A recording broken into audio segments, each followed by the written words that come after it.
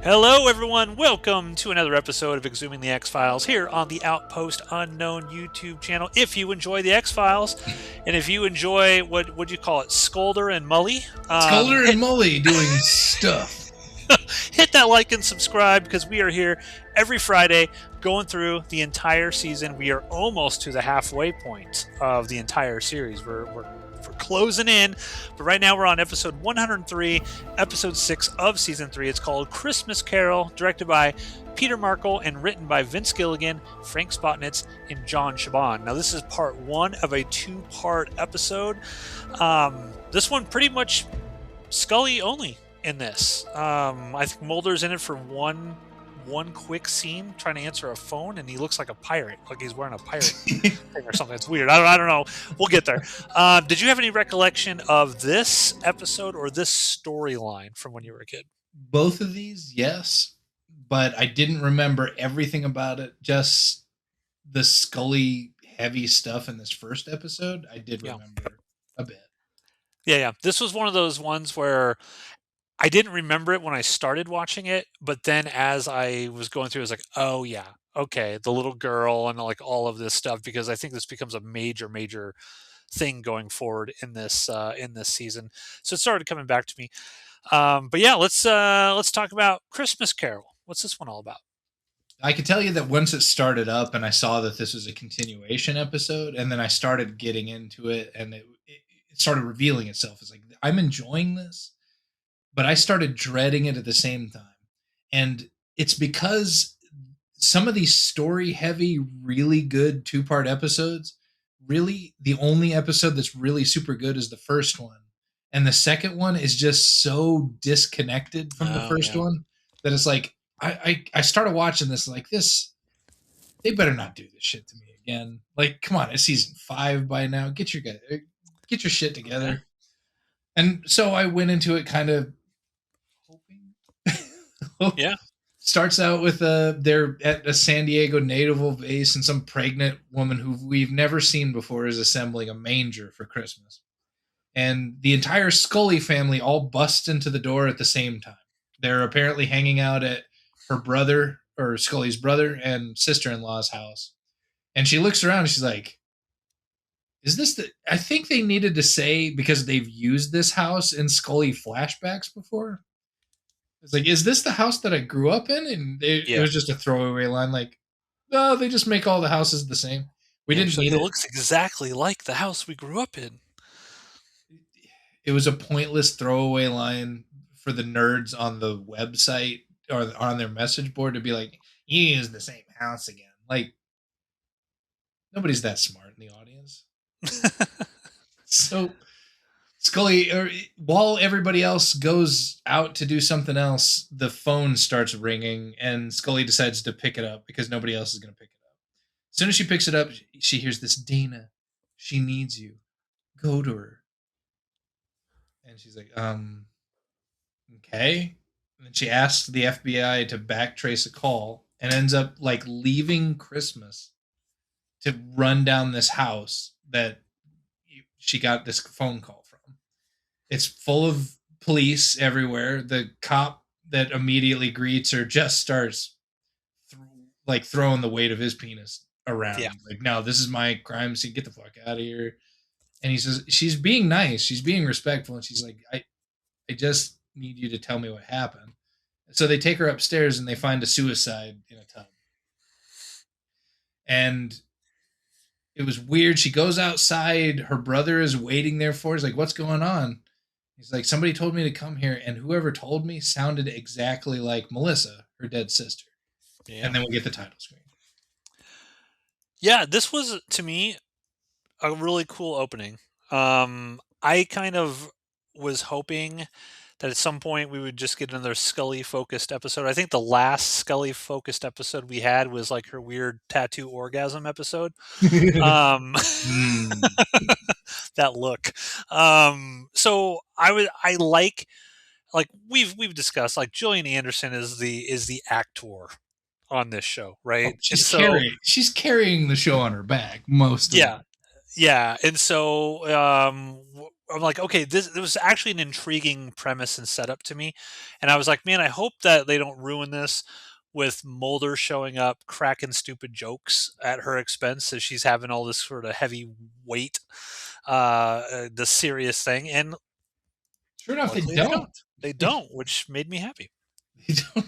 They don't ruin an episode of the X Files with Mulder's big mouth. Well, it's one of those things because it's like when we were kids, like Mulder was the guy. Like he could do no wrong, right? It's like as I watch this as an adult, and I'm just kind of like, man, sometimes I just don't want Mulder there. Like, just step to the side, buddy. Step to the side. Word. And this, I mean, she's good throughout this whole episode. Oh It's yeah. super fun to watch. Start goes back from the title screen to Scully wanders back into the house from having just spoken to her brother, clearly still unwelcome in a crime scene, and she's just staring awkwardly at the kid, like the daughter. Like the cops are talking to the dad, the daughter's sitting there just kind of staring off into fucking space, and she can't stop looking at her. And then the very next scene, she's hanging out with her family at a family dinner, still doing the Christmas thing. And then she just stands up in the center of the Christmas dinner and walks off. Picks up a phone, calls Mulder. I believe it was Mulder. In 480p, it was hard to tell because of a stupid hat and the amount of sweat. Did you see the sweat on his face? Dude. Yes. In glorious high definition, it looked like he had just gotten out of a swimming pool or something. But he has this. I'll have to try to find a screenshot of it or something. He's got this I don't know if it's like a do-rag thing over his head, but he looks like a pirate. I was just sitting there thinking yar! Like he just seems like a pirate in this episode. I don't know what he was doing. But yeah, she doesn't actually respond when he's like, hello, hello, hello. And she just hangs up. I wish he hadn't come from outside. Like he was coming through the exterior door on his in his apartment. I could tell at least that in 480p. If they had just had him coming out of the bathroom or coming out of his bedroom with a television on in the back room, just sweating like that. Oh no. This would have been the perfect spot if Chris Carter was in full control of this, being actually just have Mulder sitting there and just have some porn playing in the background, and when he answers the phone or something, that would have ruined this. Just Mulder's in this episode for literally 5 seconds. They just had to establish he wasn't there. All I'm saying is, if you're going to have him there for a second, just imply that he was jerking off in the next room and that's why he's sweating. No! Disagree. All right. I don't want to ruin this episode with Mulder jerking it for 5 seconds. Come on. We wouldn't. Matt. All right. This episode's too good to have something like that inserted. If this episode was trash, I'd be on your side. But it's not. It's actually good. So then she gets off the phone after not speaking to him. And then we have this weird speech.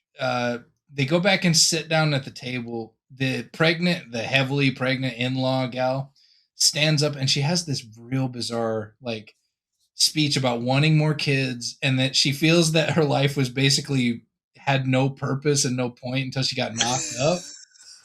Do you remember that? Oh yeah. Yeah. I feel like everything else before this time is lessened. And I'm like, oh my God, this was a pretty ham-fisted way to convince the audience that Scully is going through that feeling her biological clock ticking thing. Yeah. I was actually going to ask you, I actually have this as a note. Why do you think Scully called Mulder in the first place? And then why do you think she didn't say anything to him and just hung up the phone? Because she wanted to say something was going on that was really, really bizarre. And then she realized it was more personal and probably more spiritual based. They didn't go hard into the spiritual stuff in this one like they have with God and Christianity and Scully like they have in the past. But there was that whenever they seem to do that, Scully has a tendency to keep that shit to herself Okay. in previous episodes. So that's what it felt like. If that Okay. Yeah, I was just kind of because I was thinking about it. I was like, was she just embarrassed because, of course, she doesn't like to admit when something "quote unquote" supernatural happens, and this is clearly something supernatural that has occurred to her, and she just doesn't want to be like, "Hey, Mulder, come help me out on this because you're right again. Something weird happened," and she was just kind of like, "I'll call him," and like, actually, it's probably not good to bring him to my Christmas either. So Yeah, I it's mean, just he would have been fist fighting his brother like at that first table dinner. So brother does not like him. for no good reason. Well, he thinks that remember that episode where he was blaming Mulder because he thinks that uh, Dana basically was ignoring her treatments and all of her stuff because of him, and so he resents the fact that Scully's like so attached to him at the expense of her own health and everything, and that's why the brother was kind of like in his Well, face. He's yeah, like, leave her alone. Stop bringing this shit into her. She's dying. Stop yeah, bringing this shit she's to her. going to die. Just let her be with her family right now. Like I remember that, but also she all of a sudden just like got this miraculous cure out of nowhere that Mulder brought to the table. So where was the brother when that all was going on? You know, Yeah. I I don't understand the brother other than he's a dickhead. But she or Scully finally ex- Molly finally explains to her mom that the abduction is a reason that she cannot conceive. Yeah. And then we have this really weird scene where Scully kills a rabbit by suffocating it in a lunchbox. When she was a kid, not as an adult. Yeah. That's important. That's important to put that descriptor on what you just said there. Thanks for clearing that one up, buddy. But I think that that whole scene where she finds it covered in maggots and she's like, and then she looks up at the stairs and she sees a little girl that's apparently her sister as a child, who looks remarkably like this girl whose mom just committed suicide in the tub. So, what is it? She wakes up in the middle of the night from having this dream where she killed this rabbit and goes to the house in the middle of the night where the lady committed suicide and finds the dad in a full business suit. And he's like, I'm having a business meeting right now. Well, It's a couple, but she didn't go out of thin air. She got another call, didn't she? Because Melissa, like the voice of Melissa, calls again, and yeah, that's why she goes to the house. in the middle of the night Yeah. where a guy is having a meeting. It's Well, I just don't know if he was having a meeting. I thought the cops were there.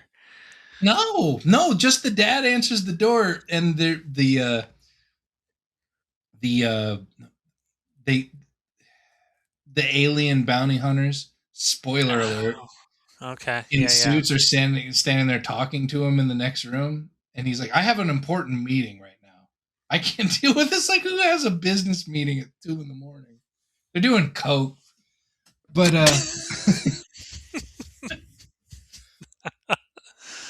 so Scully leaves and then like goes to track down the cop that was swinging his dick around at the crime scene. And when she first shows up, he has got this swagger about him, like, oh yeah, this chick's about to ask me out on a date. And like he's straightening himself up, and then she's like, I need all of the files on this suicide. And he just gets visibly deflated. Like, what?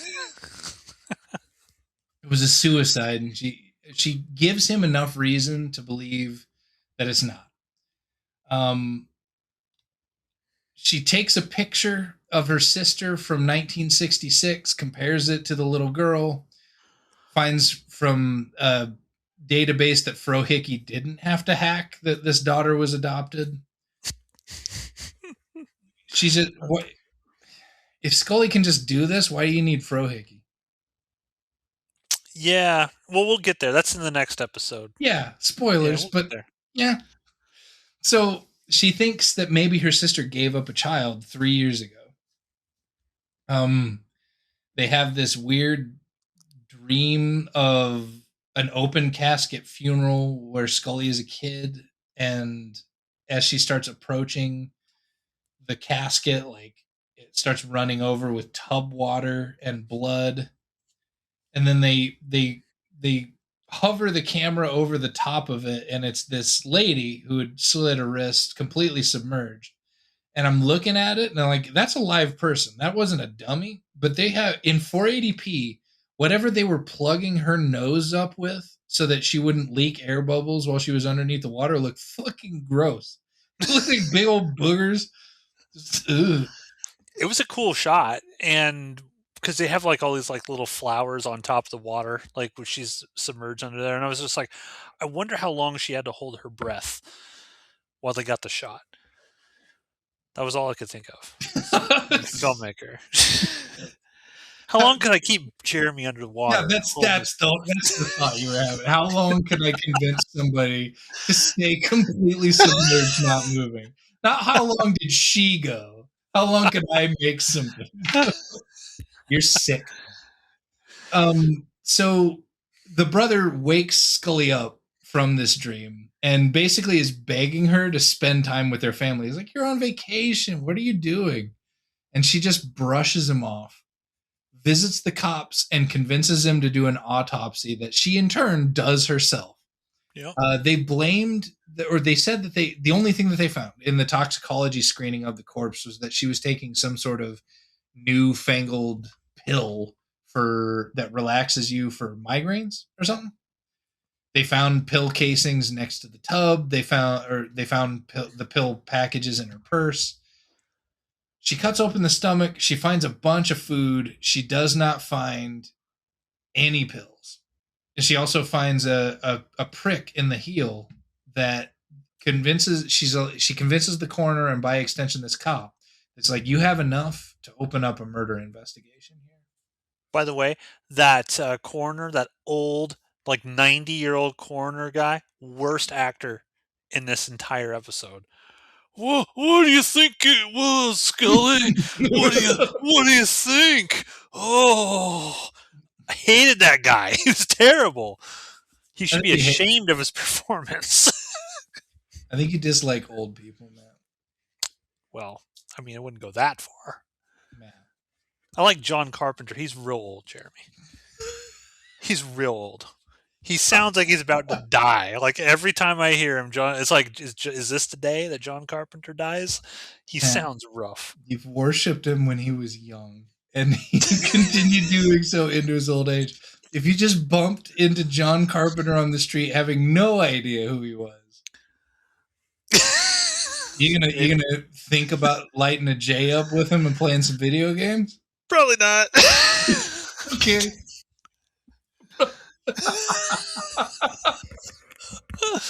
I'd consider it. But they find that the kid is a DNA match for his for her sister. That it's a 60% chance that Melissa is, or through this at least initial quick screening, that there's a 60% chance Melissa's the mom, and she's sending in the DNA in order to do like a 100% or whatever the fuck that means.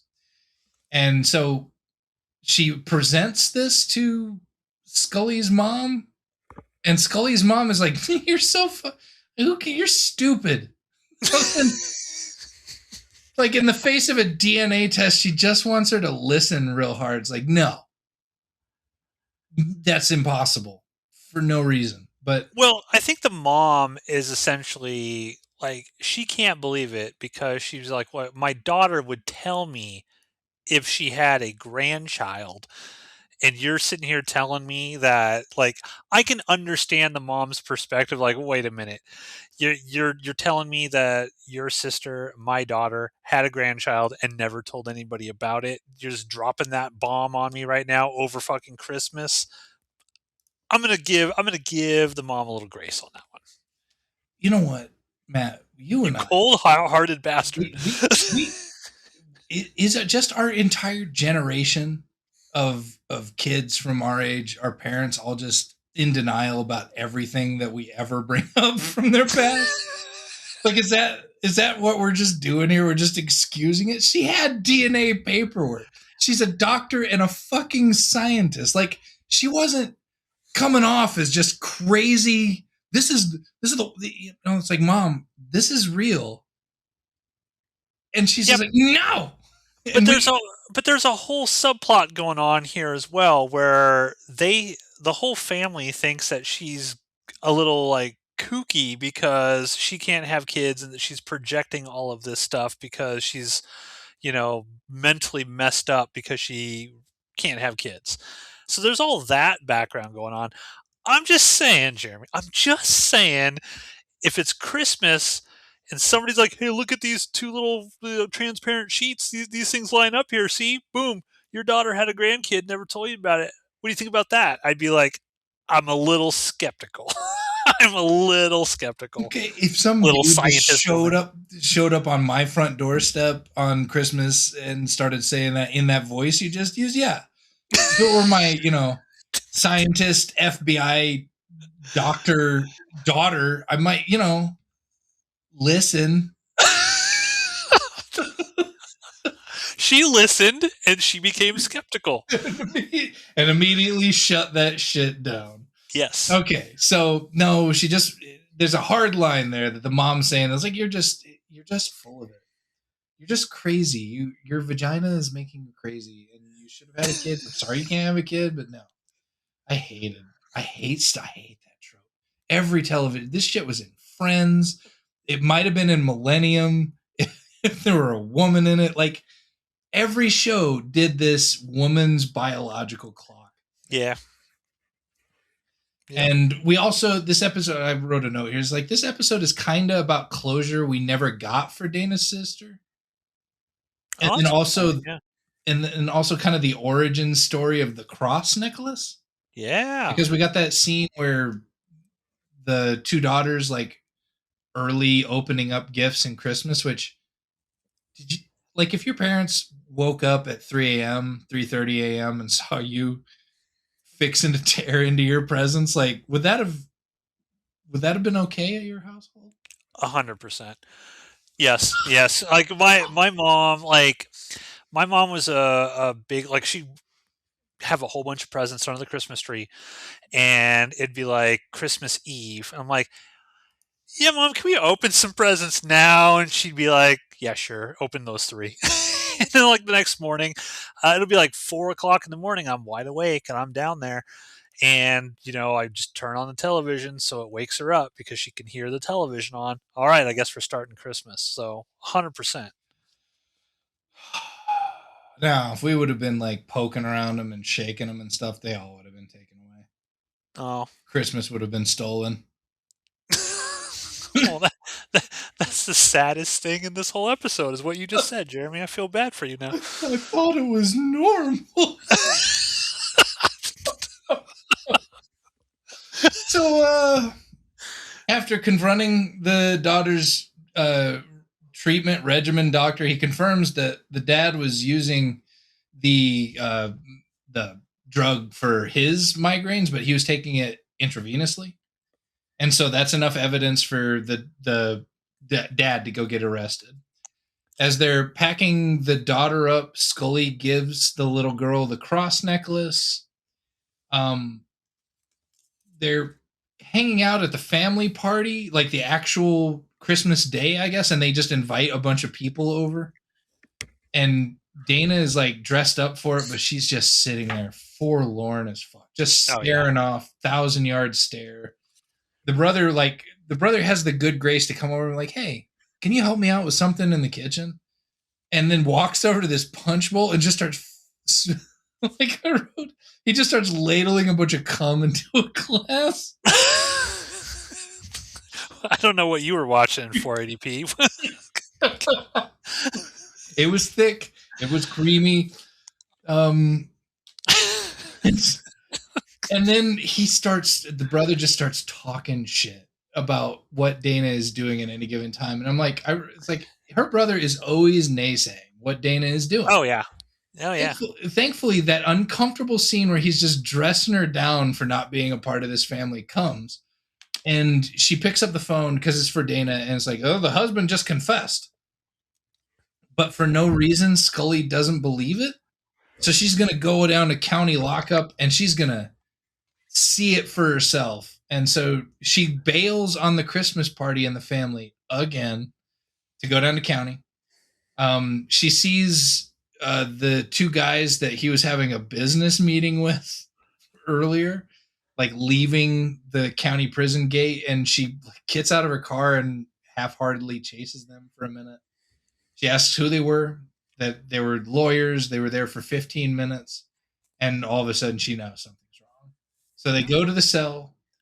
They find the husband hung by the neck like Jeffrey Epstein, but with a lot less broken bones and signs of a struggle. The brother is all nice to Dana suddenly, and he listens to her suddenly. And I was like, this dude is hot and cold. But then then I realized that he's just ambushing her with something. It's like, hey, look in that drawer over there. And she pulls out a picture of her sister. And it's from like a month before she would have supposedly given birth and given the kid up for adoption.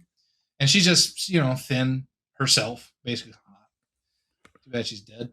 Yeah. And she looked pregnant to you? Does she look pregnant to you? And she's like, it doesn't even matter. What did she say? Like, it could be like in vitro fertilization or something. Like, but wouldn't she still have like a pregnant belly? Like, I didn't understand what Scully was saying. Like, it doesn't matter that she doesn't look pregnant. She could have still been pregnant or something. Yeah. It seemed weird. I didn't understand what she was getting at there. I think they were just making her out to be baby crazy. Okay. So suddenly, this lady shows up out of nowhere telling her that her adoption application was probably going to get rejected. Like, just shows up on Christmas. I was like, what? Adoption? Like, that took me by surprise. I was like, what in the world is this all about? Just making house calls on Christmas. Lady doesn't have anything better going on. This could have been an email, but she pleads with this woman who's telling her she's most likely an unfit parent, and she pleads in such a way that was kind of nice. It was kind of a nice little touching scene about who she wants to be as a person, and it ends up turning what seems to be a definitive no into a maybe.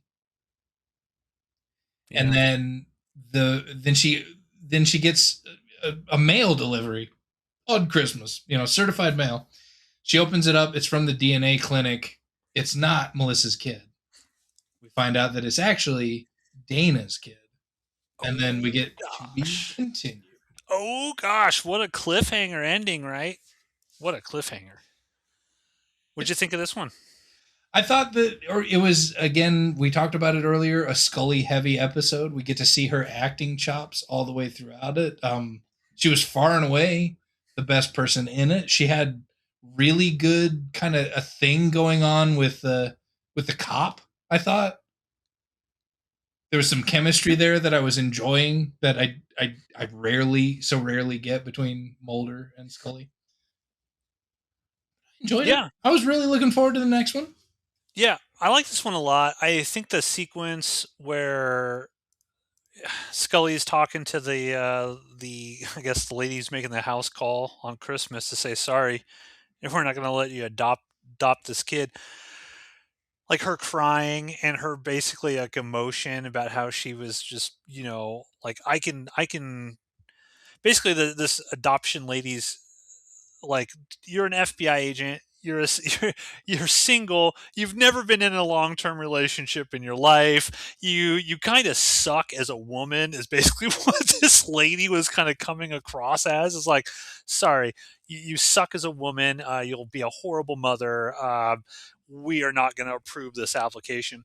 And I just saw like the way Gillian Anderson was like really she was crying. She was just like, "I can be a good mom. I can be a good mom," and like all this stuff. It's like she's so fucking good on this show. Like, can you imagine somebody that wasn't her act like a female that had the acting equivalent of like David Duchovny's acting in the vast majority of this show? Can you imagine like Wasn't it how supposed to be Pamela Anderson? Weren't Pamela we, Anderson weren't we talking about for some hot? Scully?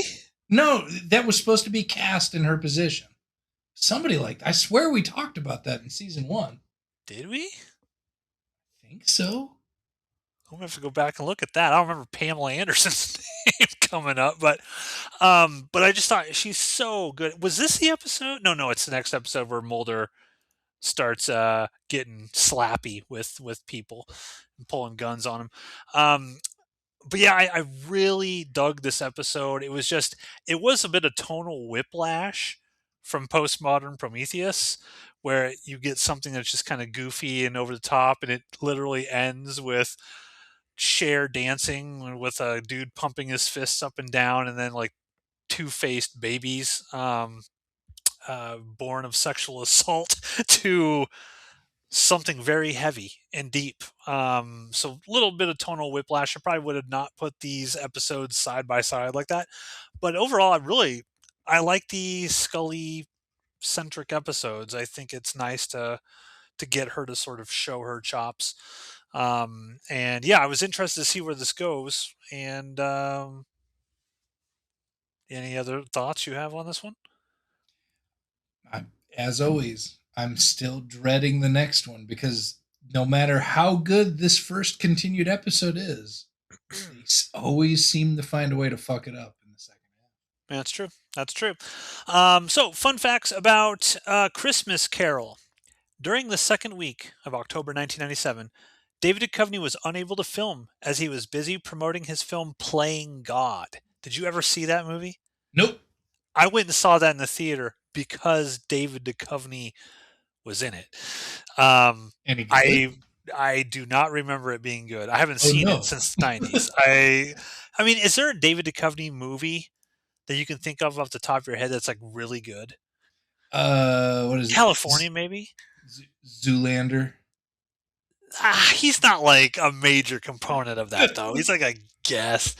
He's Have you good ever, in it, and that movie's awesome. You didn't lay out this criteria before.